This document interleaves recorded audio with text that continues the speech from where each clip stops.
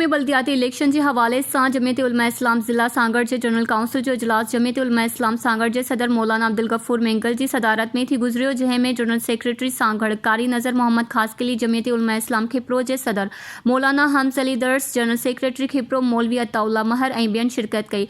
इजलास में मुत्तफ़िक़ तौर ते फ़ैसिलो कयो वियो त ईंदड़ बल्दियाती इलेक्शन में खिप्रो समेत पूरे ज़िले में JUI उम्मीदवार भी हारींदासीं।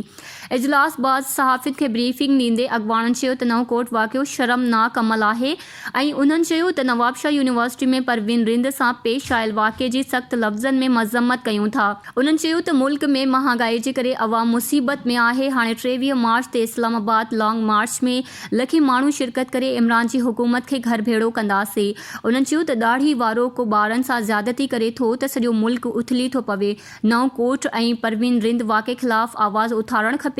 उन्हनि दावा कंदे चयो आहे त सांगड़ खैरपुर ज़िलनि में सीट एडजस्टमेंट करण लाइ फंक्शनल मुस्लिम लीग जे सरबराह JUI सिंध जे सदर राशिद महमूद सूमरो सां 2.5 कलाक ॻाल्हि ॿोल कई आहे। हिन इलेक्शन में PP खिलाफ JUI मुतबादल थी उभरंदी। मज़ीद खबरों और तफसीलात के लिए विजिट करें हमारी वेबसाइट www.awamiNewsHD.com।